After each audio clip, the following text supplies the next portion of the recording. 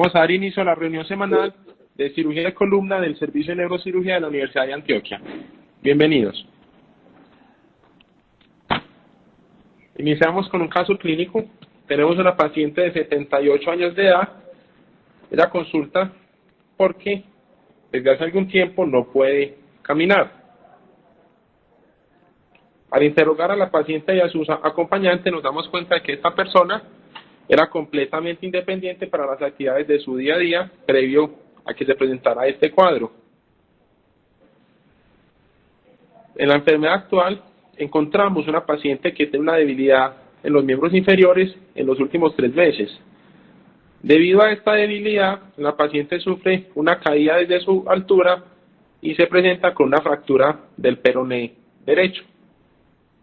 En las últimas semanas, nuestra paciente ha presentado un deterioro neurológico importante que la han llevado a estar postrada en cama en las últimas 3 semanas. La paciente nos ingresa, la encontramos con un dolor dorsal intenso, tiene alteraciones en el esfínter anal, viene con estreñimiento, y al examen físico encontramos una persona con paraparesia, tiene una fuerza muscular de 3/5, vemos que tiene un nivel sensitivo a la altura del C7, tiene una respuesta frontal sensorial y tiene una hiperreflexia. Ella nos entra con esta resonancia magnética externa. Podemos ver acá cómo se ve un cambio en la señal a la altura de este cuerpo vertebral, y acá en esta secuencia T2 vemos cómo hay una lesión en el espacio epidural, en la misma altura del cuerpo vertebral. Este es un corte axial. Vemos acá cómo el canal medular se encuentra invadido por una lesión epidural, al igual que vemos un cuerpo vertebral completamente invadido por alguna lesión. Le realizamos estas tomografías en el servicio de urgencias. Nuevamente vemos cómo hay un cambio en la densidad a la altura del cuerpo vertebral. Ese es el cuerpo vertebral de T6. Miren acá nuevamente en el corte axial cómo se ve invadido ese cuerpo vertebral. Y vemos acá las secuencias óseas, puede estar perdiendo la densidad ósea de ese cuerpo. De acuerdo con lo que nos dijo el profesor, haciendo la escala de SINS, vemos que nuestro paciente se encuentra en una lesión que estaría semirrígido, tendría un punto. Recuerden que la lesión está en el cuerpo vertebral de T6. El paciente tenía dolor, tiene 3 puntos, una lesión blástica, 0 puntos. No tenía alteraciones en el alineamiento sagital.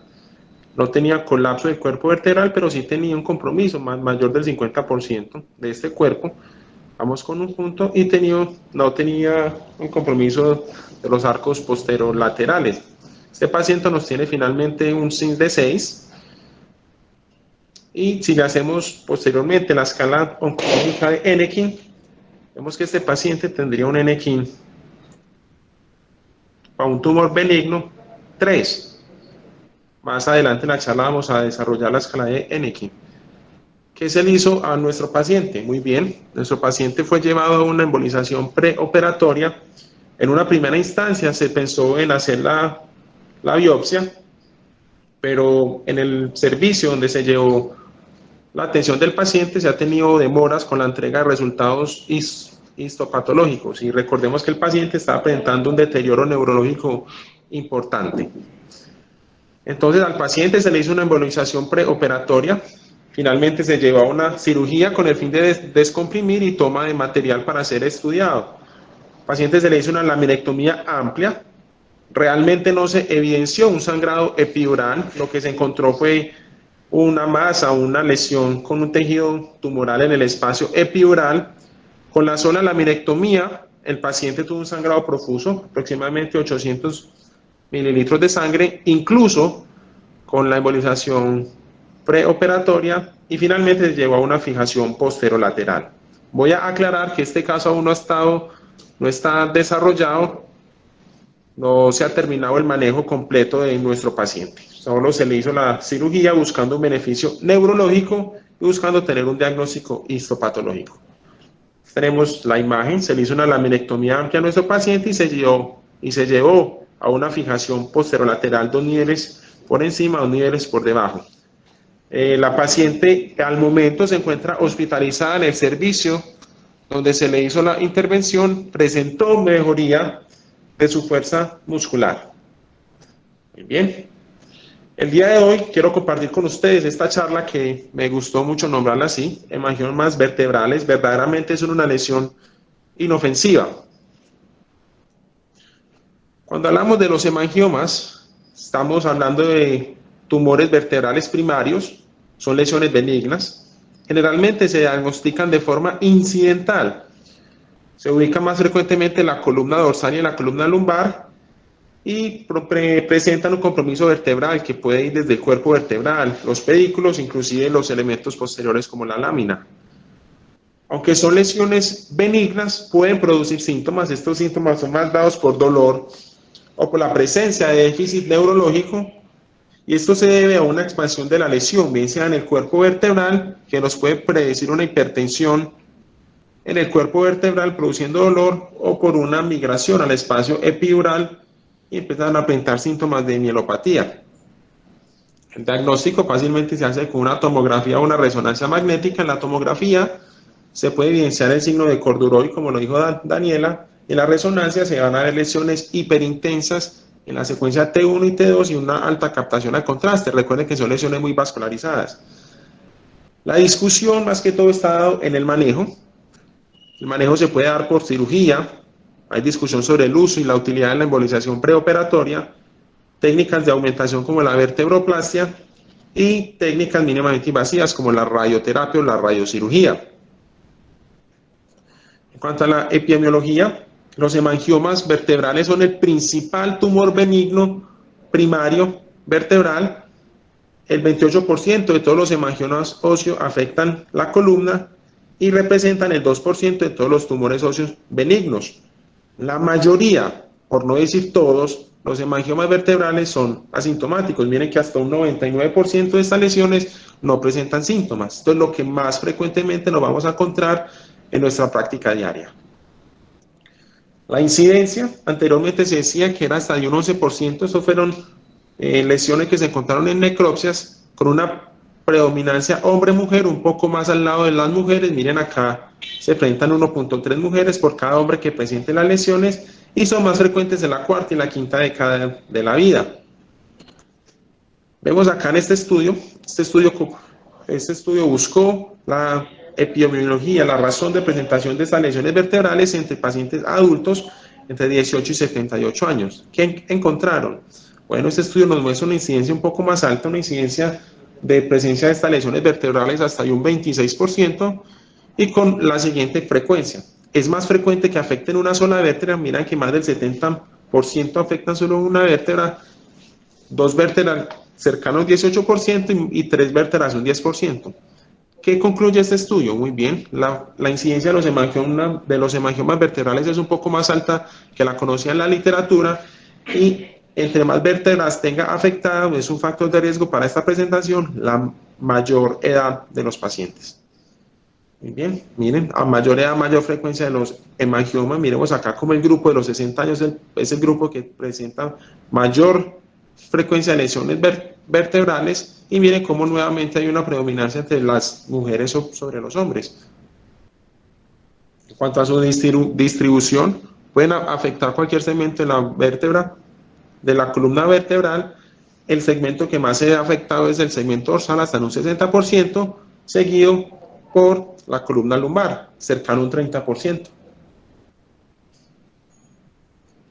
Miren acá cómo se ve, en el mismo estudio, como se vio que las vértebras más afectadas es en la lesión dorsolumbar. Miren acá T11 y T12 son las vértebras que más fueron afectadas, y la localización en la vértebra. Muy bien, los autores distribuyeron el cuerpo vertebral en tres niveles, un nivel inferior, un nivel medio y un nivel superior, y al igual lo dividieron en el centro de la vértebra o en la periferia. ¿Qué se encontró? Muy bien, en el cuerpo vertebral es más frecuente encontrar estas lesiones cuando son en los cuerpos vertebrales, en la parte superior y en la media, aunque miren que la parte inferior no es un valor que se pueda desestimar, cercano a un 25%, y en cuanto a la distribución en el centro y en la periferia, miren que son prácticamente lo mismo, en el centro un 50% y en la periferia un 49.9%. En cuanto a la histopatología, hay autores que han llamado a los hemangiomas, unas malformaciones vasculares congénitas o parecidos a unos amartomas. Y hay otro grupo que los llama tumores vertebrales. ¿Por qué? Miremos acá en este corte histopatológico cómo se está dando una invasión de los cuerpos vertebrales por vasos sanguíneos neoformados. La gran mayoría de los hemangiomas en la presentación clínica, voy a repetir eso, me parece muy importante, son lesiones asintomáticas. Lo más frecuente que vayamos a ver en nuestra práctica día a día son lesiones asintomáticas. Sin embargo, tenemos que estar atentos a este. Es un poco porcentaje, pero es a que tenemos que tener los ojos bien abiertos para cuando se nos presente este 1% de pacientes que tengan un hemangioma vertebral y nos hagan síntomas. ¿Cuáles van a ser? Muy bien. Estos síntomas van a ser dolor y compromiso neurológico. Van a ser compromiso neurológico por comprensión de estructuras nerviosas, presentan dolor por una hipertensión vertebral, fuerte que son lesiones vascularizadas, presentan expansiones en las lesiones óseas, pueden presentar hemorragia epidural y fracturas óseas que también pueden asociarse a dolor, y son más frecuentes estos síntomas de las personas jóvenes y las lesiones dorsales. ¿Cómo se hace el diagnóstico? Muy bien, en la tomografía, voy a repetirlo, se puede ver el signo de corduroide o el signo del panal de abejas que vienen acá como se ve en un corte sagital, se ven esas trabéculas con unas líneas hiperdensas que nos habla de altamente la sospecha de tener un hemangioma. Y en el corte axial se puede ver el patrón de sal y pimienta. En la resonancia magnética vamos a ver lesiones que son hiperintensas tanto en la secuencia T1 y T2, y es importante usar la resonancia magnética para ver el compromiso extraóseo. En cuanto a la clasificación imagenológica, se habla de, cuando hablamos de clasificación imagenológica de los hemangiomas, estamos refiriendo simplemente a los hallazgos encontrados en la resonancia magnética. Los hemangiomas se dividen en tres tipos: las lesiones típicas, las lesiones atípicas o las lesiones agresivas. Hablamos de lesiones agresivas, toda lesión que tenga una extensión más allá del cuerpo vertebral, que presente destrucción cortical o que tenga una invasión al espacio epidural o paravertebral. Las lesiones típicas son las que vamos a ver el patrón de corduroide, el patrón en sal y pimienta, las que son hiperintensas en el T1 y en el T2 y no presentan invasión extraósea y la corteza se va a mantener conservada.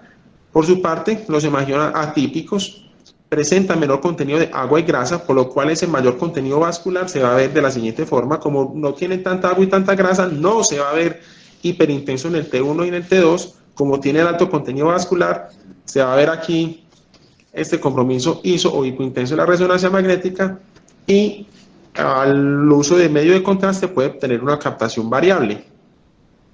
Este es el patrón en sal y pimienta. Vamos a ver en un corte axial, nos estaría hablando de fácilmente un hemangioma típico. El hemangioma agresivo siempre va a mostrar un patrón atípico en la resonancia magnética, y estas son 6 características que puede presentar: compromiso de todo el cuerpo vertebral, extensión de la lesión al canal medular, una expansión cortical, más frecuentemente son de localizaciones dorsales, masa en los tejidos blandos paravertebrales y el patrón en panal de abejas atípico. Muy bien. Miremos acá cómo en esta tabla nos van a mostrar cuáles son los hallazgos de cada uno y cuáles son las opciones de tratamiento.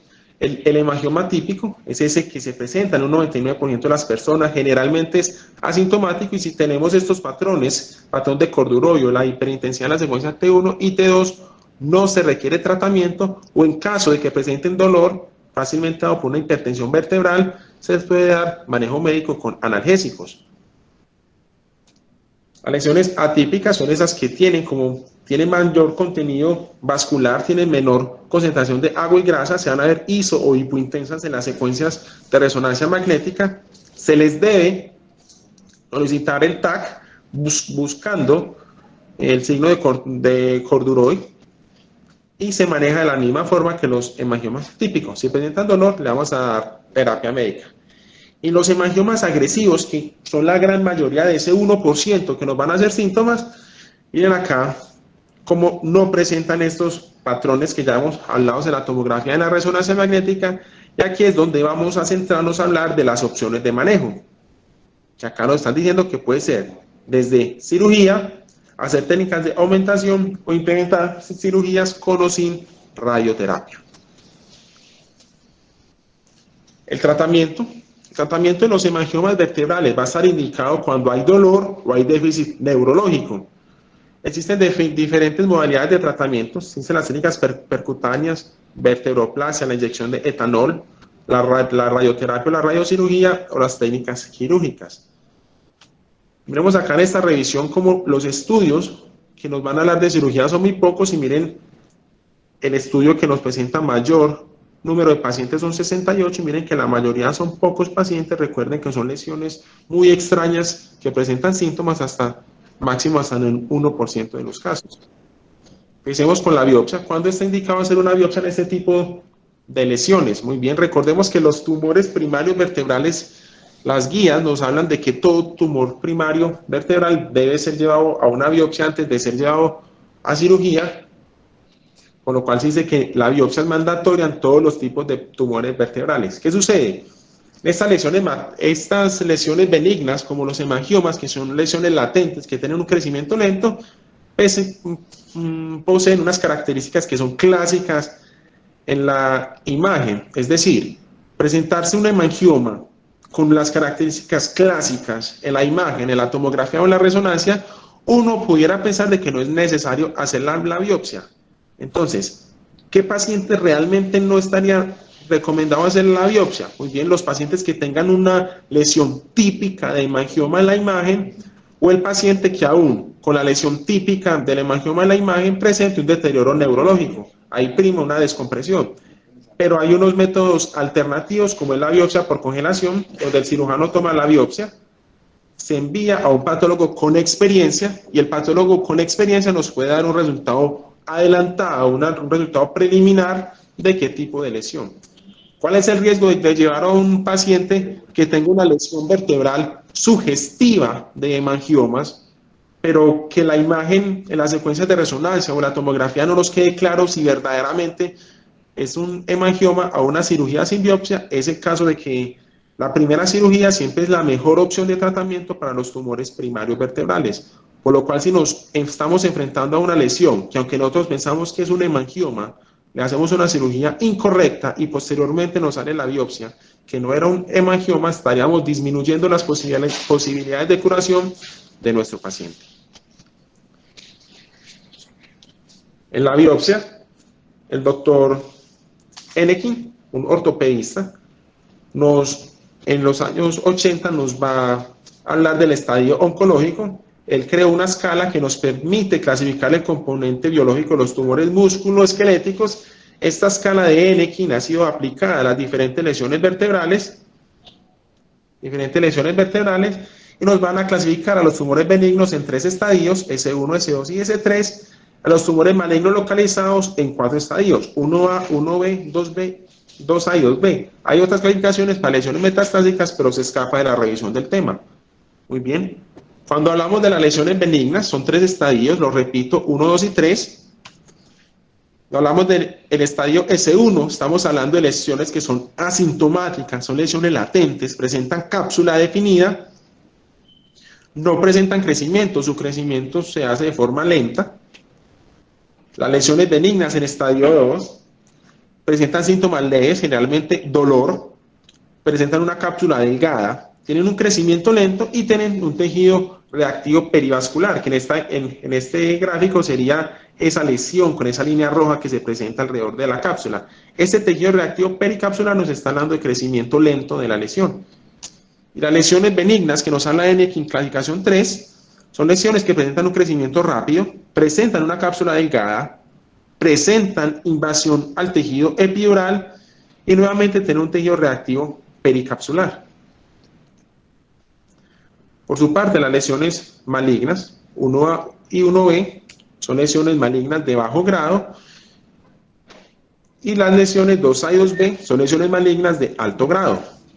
Como estamos hablando de los hemangiomas, recordemos que son tumores benignos, nos vamos a centrar la clasificación de Enekin para tumores benignos. ¿Qué tenemos? Muy bien.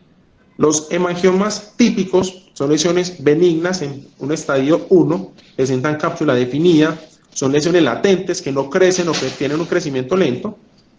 Los hemangiomas atípicos son lesiones benignas, tienen un crecimiento lento, presentan una cápsula delgada y un tejido reactivo pericapsular.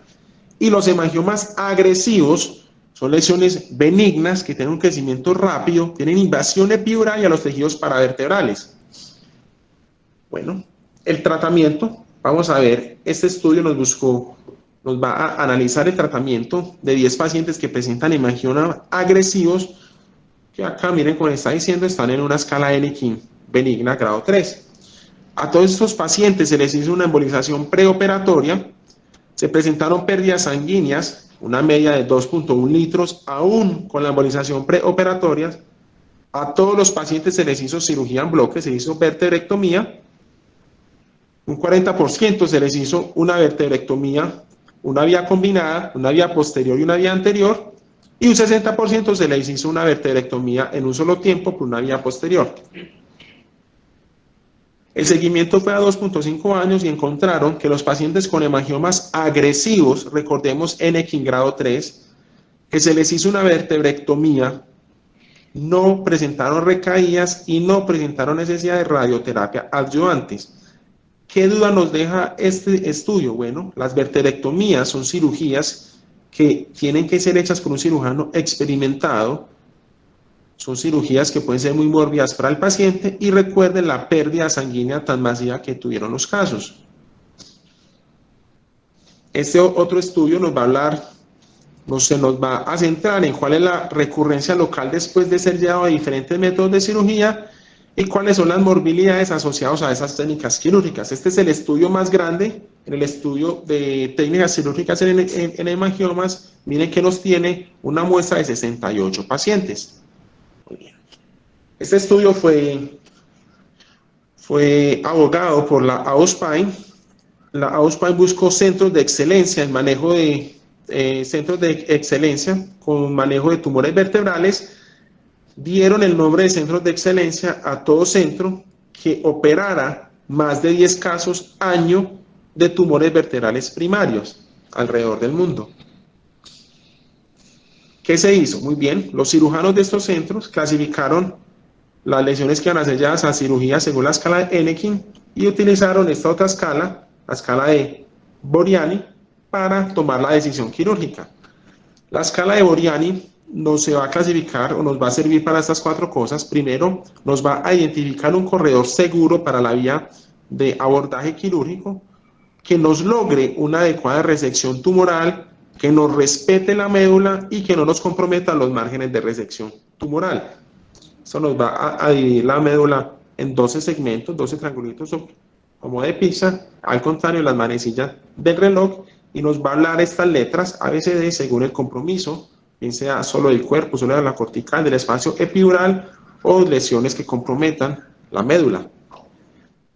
En este estudio se encontró, miren la distribución, pacientes con hemangiomas con Anakin 1 fueron la mayoría, 39%, 38% de grado 2 y 23% de hemangiomas agresivos.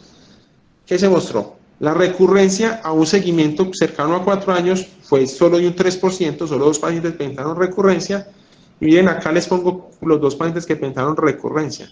El paciente número 1 que presentó recurrencia se le hizo una cirugía intralesional con una radioterapia adyuvante. Este fue un paciente que tenía un Anakin en estadio 2, por lo cual se dice que es un Anakin apropiado.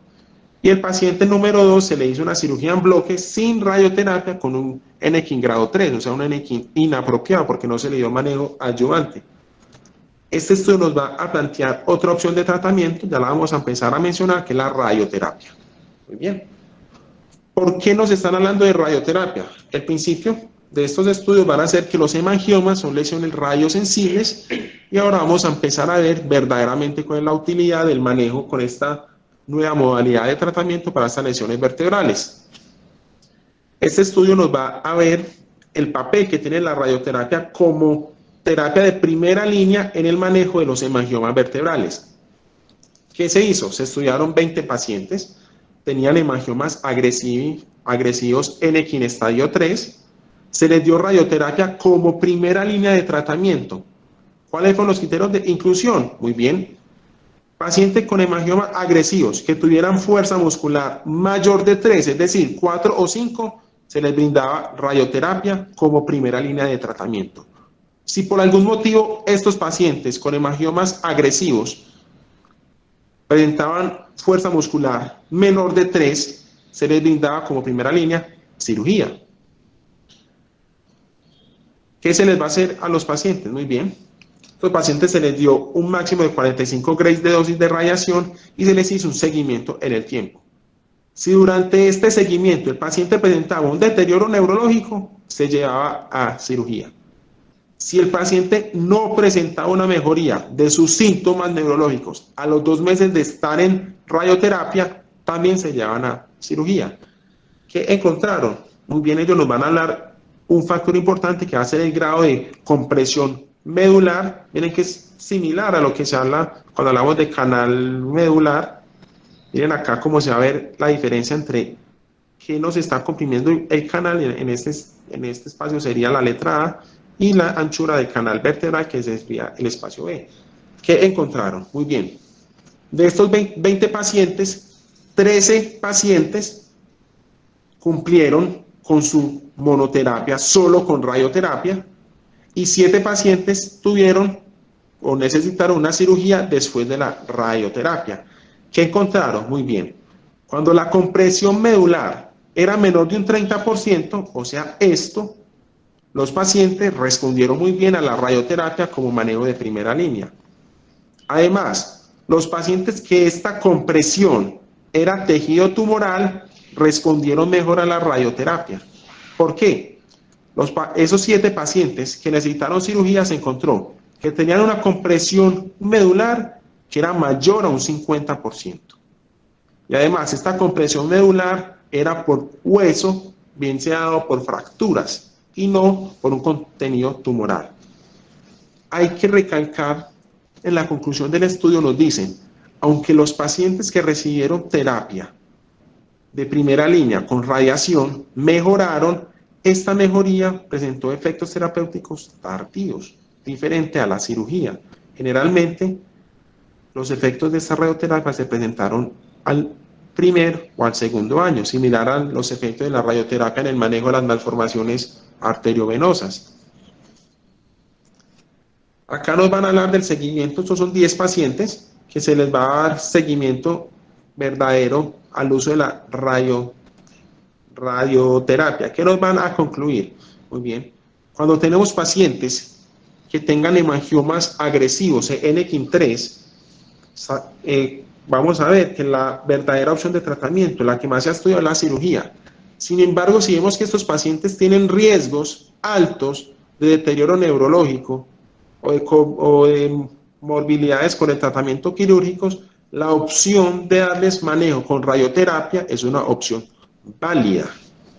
Listo. Entonces vamos a tener que un paciente con NKIN, cuando tengan un NKIN3 con un hemangioma, se les puede dar como una opción válida radioterapia cuando el manejo quirúrgico es un riesgo elevado.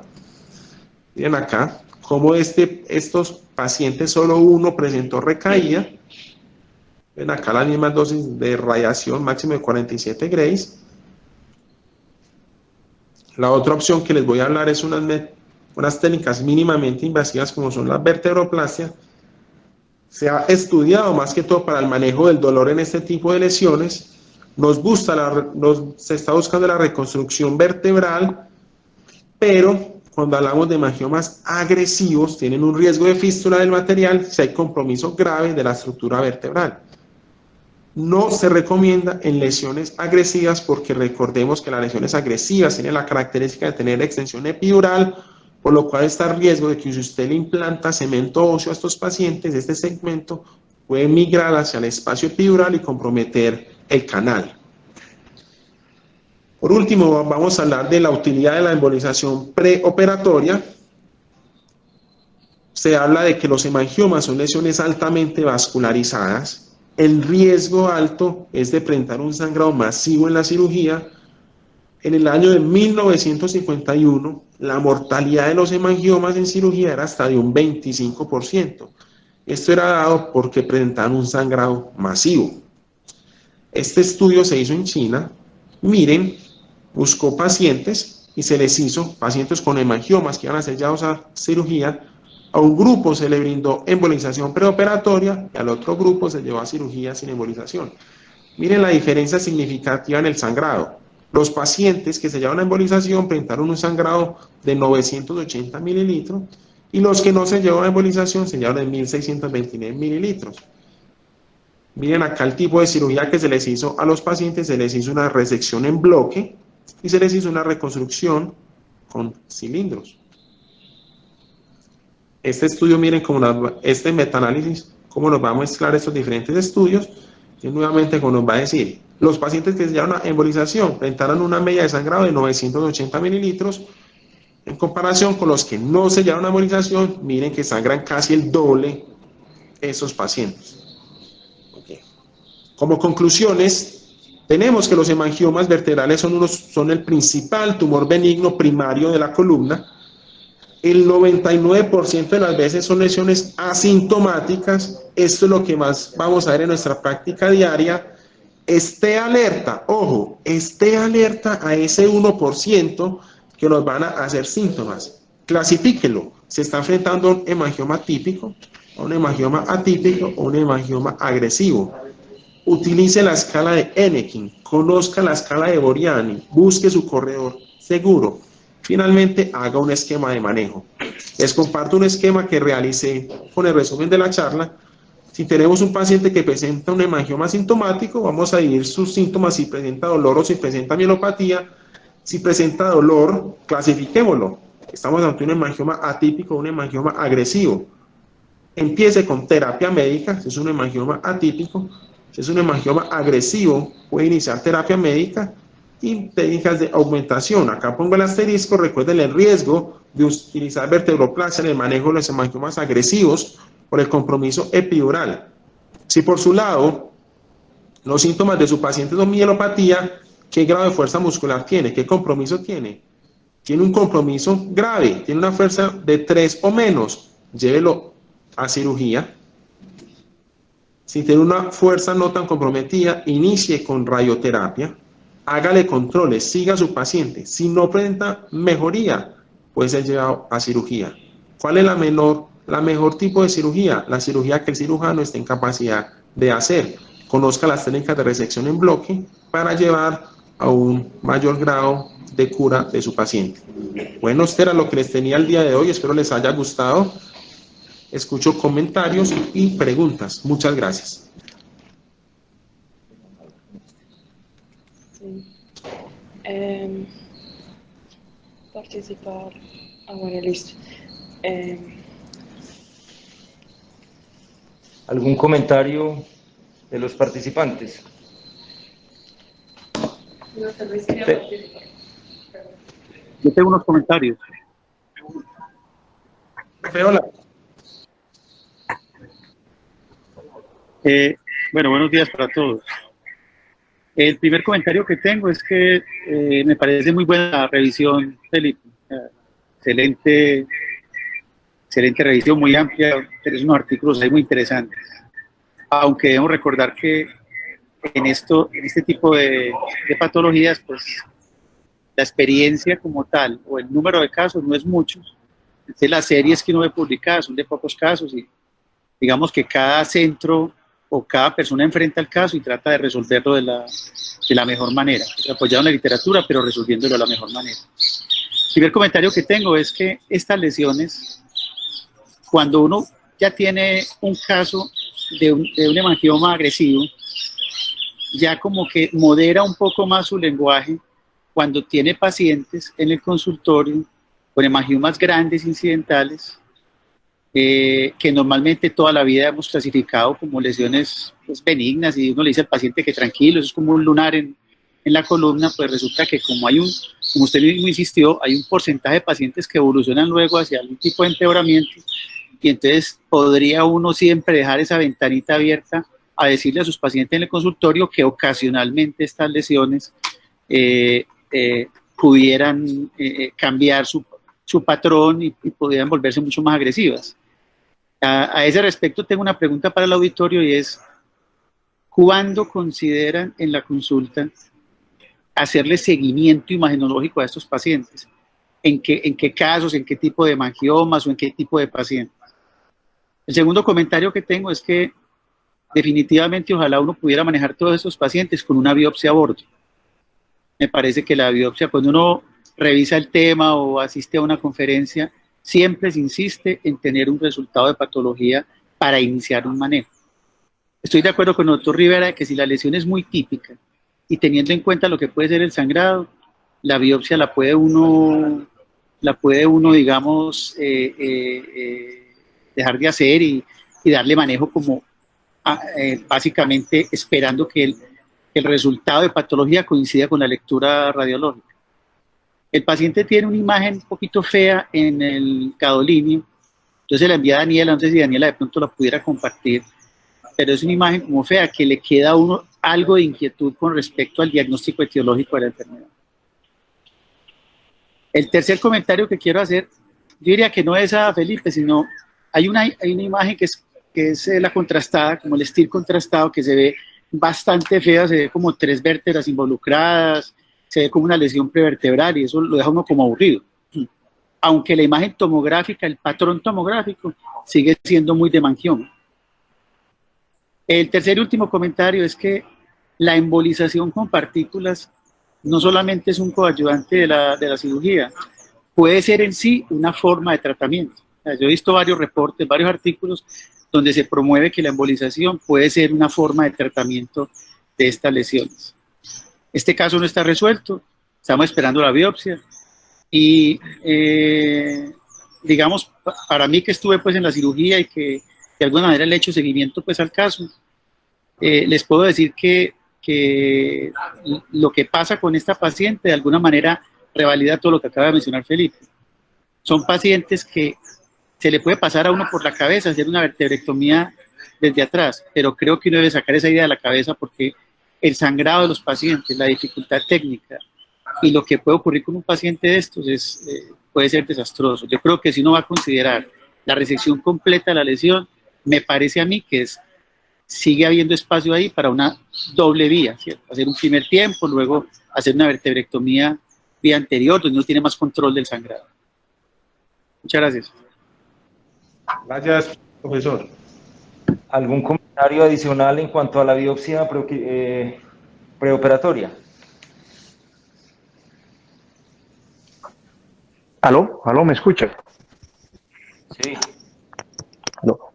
Pues es el estándar internacional el hacerle biopsia a todos aquellos en que se sospecha un tumor primario vertebral.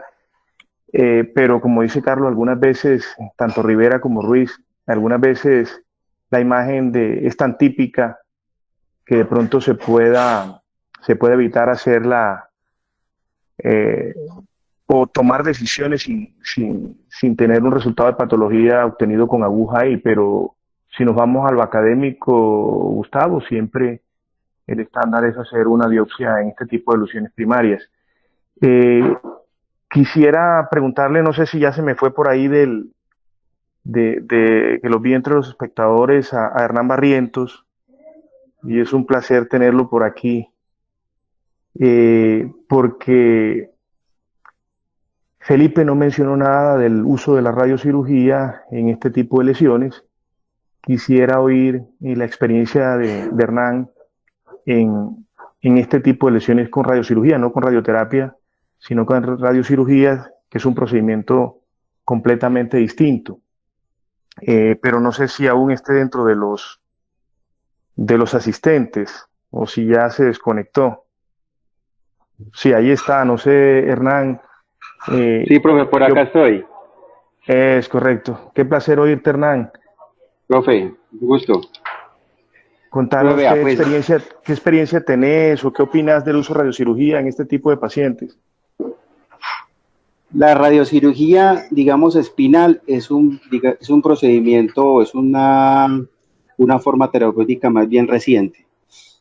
Con hemangiomas,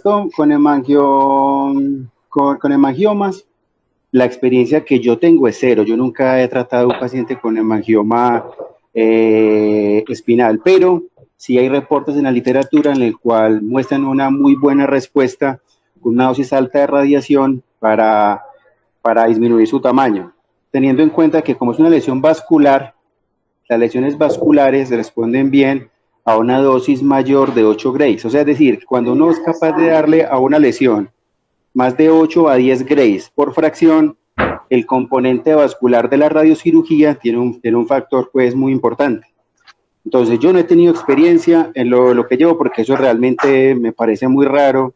Yo nunca he visto un hemangioma asintomático, pero sí hay reportes y he leído que se alcanza un muy buen control con una dosis mayor de 15 grays y a veces se puede fraccionar. Entonces no tengo experiencia, pero sí hay muchos reportes en los cuales funciona. Si a mí me preguntan que si es mejor la radioterapia externa, fraccionada normal, o la radiocirugía para un tipo de lesión espinal, donde tenemos una zona tan importante como que es la médula que tenemos que cuidar, y donde lo principal es obtener una mayor dosis por fracción por su componente vascular, yo me inclinaría por la radiocirugía más para la radioterapia, pero desafortunadamente no tengo experiencia en eso. No sé si, profe, responde la pregunta. Claro, Hernán, no, absolutamente. Porque obviamente el utilizar, precisamente por lo que tú dices, utilizar dosis tan altas de radiación para lograr la obliteración de la lesión vascular, generalmente conlleva a un riesgo adicional a la médula, que no tolera concentraciones o cantidades tan altas de radiación. No, Nacho, simplemente preguntarte si yo entiendo que es una patología rara, y como bien lo dijo Carlos, expertos en el medio no hay, de pronto algunos internacionales que tienen algunas cifras como las que mencionaron los artículos, pero son patologías raras en donde la experticia no es muy grande. Sigue siendo el estándar la resección quirúrgica, pero algunas veces no es tan fácil y se tiene que optar por opciones como la que se tomó en este caso, en el cual se debe hacer un tratamiento complementario. No, era el único comentario. Muchísimas gracias y buen día a todos. Yo quisiera compartir, es claro que en el medio nadie tiene experiencia con este tipo de lesión o suficiente experiencia como para, digamos, a título personal, exponer una conducta organizada. Sin embargo, yo les puedo comentar lo que yo pude ver en el MD Anderson. De acuerdo a la clasificación de los hemangiomas en S1, S2 y S3, S1 manejo sintomático, S2 cuando son muy sintomáticos se considera la vertebroplastia, y S3 cirugía más radioterapia convencional, o radioterapia convencional no, IMRT. IMRT tiene mucho menos riesgo de toxicidad medular que la radioterapia convencional. No usan radiocirugía, considerando que la tienen ampliamente disponible, porque han visto que la radiocirugía se asocia más a colapsos vertebrales que el IMRT.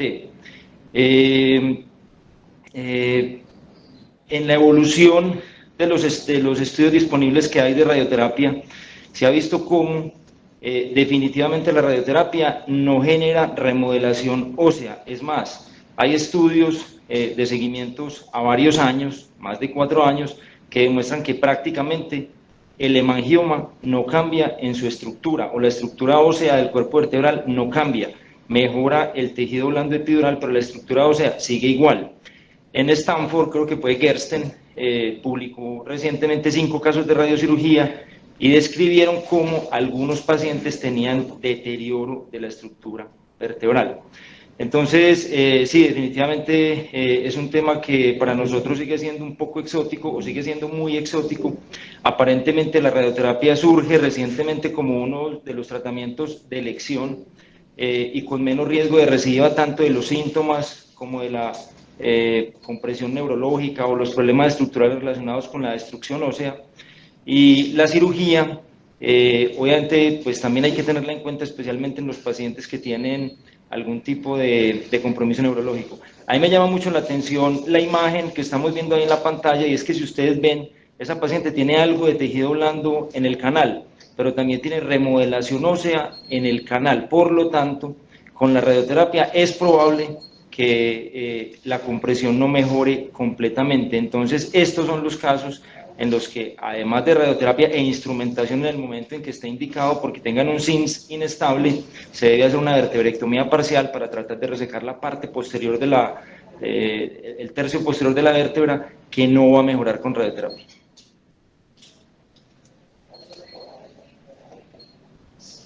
Bueno, muchísimas gracias a todos. Un comentario ahí, sí, pues Gustavo tiene razón, pero hay que tener en cuenta también que hay varias formas. A ver, cuando uno habla de radiocirugía de la forma más tradicional, se habla cuando uno le da a cualquier tipo de estructura una dosis única muy alta. Pero a veces cuando son lesiones de esas características no sea una sola dosis, sino que se hipofracciona hasta 5 fracciones y eso sigue llamándose radiocirugía. Bueno, eso tiene algunos nombres, pero no podría decir que es radiocirugía. Entonces, cuando por cualquier razón uno le da una dosis muy alta, de radiación a una vértebra por un tumor, así sea un tumor benigno, el riesgo de colapso vertebral y déficit neurológico existe. Por lo cual, entonces, a veces se opta por un tratamiento hipofraccionado en el cual la dosis tan fuerte en una sola fracción, digamos, es menos deletérea. Pero en este caso de patologías, yo no tengo pues ninguna experiencia y nunca había visto un paciente tratado con radiocirugía, ni en mono, ni en hipofraccionamiento.